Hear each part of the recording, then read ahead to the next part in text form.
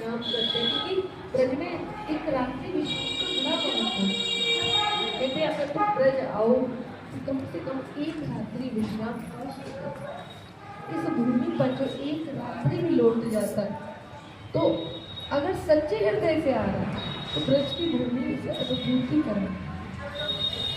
इसलिए आप जिस ब्रजभूमि पर बैठे, ब्रजभूमि केवल इतनी नहीं है कि आश्रम बने हैं और बस परिक्रमा में रिक्शे चल रहे हैं, चाट पकौड़ी हमने खा ली और दही की लस्सी पी ली और हो गई ब्रज यात्रा।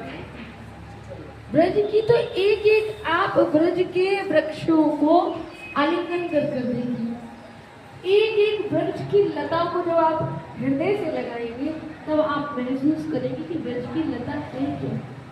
लेकिन ये ब्रज के प्रेमियों ने पाया, ब्रज के रसिकों ने इसको महसूस किया, जो ब्रज के लिए अपना प्राण, आज भी ब्रज में एक से बढ़कर एक ऐसे संत हैं जो ब्रज की सीमा के बाहर जाते ही नहीं। उन्हें कह दिया, और भगवान जब ये नियम को लेता है कि ब्रज की सीमा के बाहर नहीं जाएंगे, तो ठाकुर जी लेते थे परीक्षा, कोई ऐसा रोग दे दे कि जिसका इलाज ही नहीं। लेकिन शायद प्राण निकल जाए लेकिन ब्रज की सीमा से हम बाहर नहीं जाए, तो ठाकुर जी भी उनका इलाज करने के लिए किसी न किसी रूप में आए। इसलिए ब्रज के रसिकों की गोद में ठाकुर जी श्री राधा रानी खीली थी।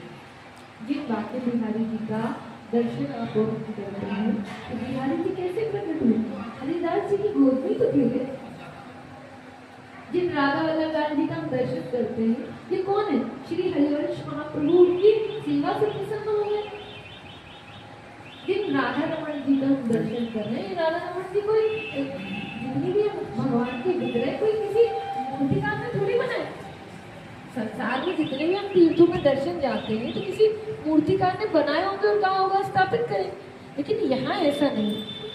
जब राधा रमन लाल जी की कहानी है, बड़ा सुंदर दृष्टांत है कि गोपाल भट्ट जी, ये कौन है गोपाल भट्ट जी? बहुत बड़े संत और रसिक हुए।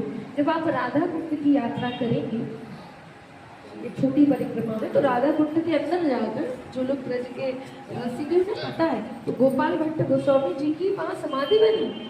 गोपाल भट्ट गोस्वामी जी ठाकुर जी के अनन्य भक्त थे। नित्य कुंड में स्नान